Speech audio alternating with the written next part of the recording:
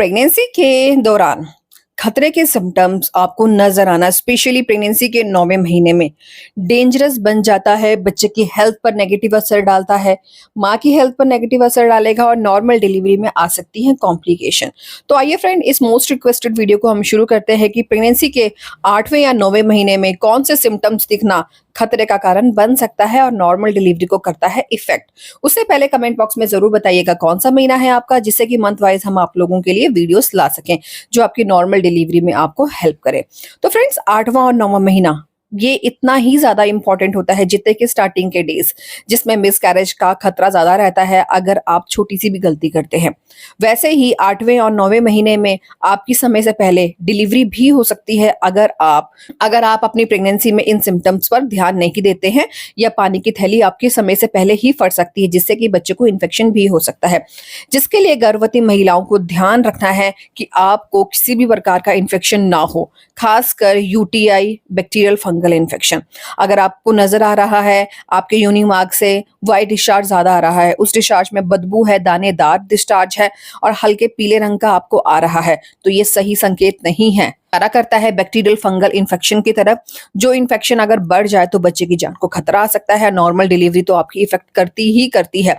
तो अगर आप चाहते हैं बच्चा एकदम हेल्दी रहे, स्वस्थ रहे, इस दुनिया में एकदम स्वस्थ आए, तो आपको इस डिस्चार्ज पर ध्यान देखना है। और हल्का सा भी अगर आपको स्मेल लगता है या कुछ भी आपको अनकंफर्टेबल सा डिस्चार्ज में लगता है, तुरंत आपको हॉस्पिटल जाना है।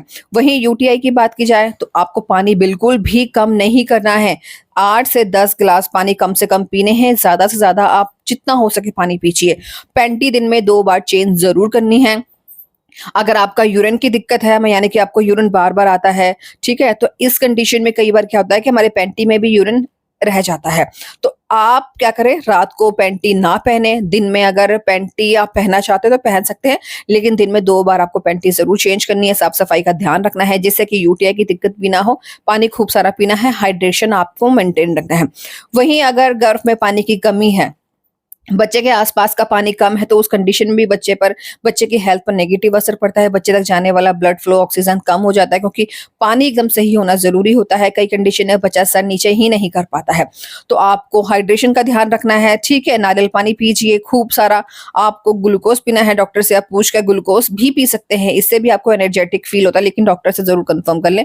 मौसमी का जूस पीना है, फाइबर अच्छा होता है इसमें।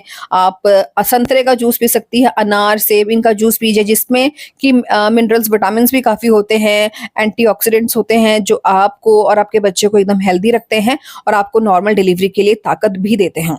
वहीं 8वें महीने में जब बच्चा सर नीचे करता है तो अचानक से हमारा पेट नीचे की ओर लटक जाता है, जिसे हम baby dropping, baby head down कहते हैं।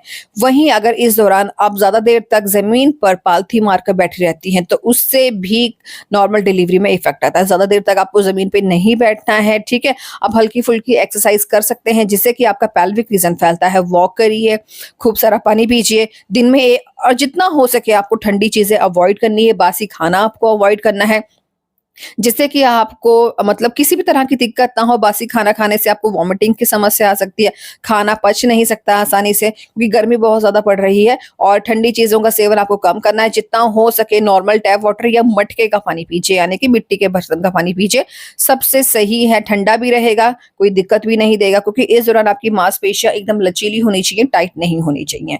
और जितना हो सके कॉफी चाय को आप अवॉइड करिए, स्ट्रीट फूड आपको अवॉइड करने हैं। इन सारी बातों पर आपको ध्यान देना है। नॉर्मल डिलीवरी आपकी कंफर्म होगी। बीपी, थायराइड, शुगर पे आपको कंट्रोल रखना है। शुगर आपको ना बढ़े। मैंगो सीजन आ रहा है तो मैंगोज आप अवॉइड करें या कम खाएं, जिससे कि शुगर आपका सही रहे। बीपी के अगर आपकी मेडिसिन चल रही है, थायराइड की मेडिसिन चल रही है, तो टाइम पर आपको लेना है, जिससे भी कि आपका बच्चा एकदम हेल्दी रहेगा, आप एकदम हेल्दी रहेंगे। वेल, कौन सा महीना है कमेंट बॉक्स में बताना बिल्कुल ना भूलिएगा।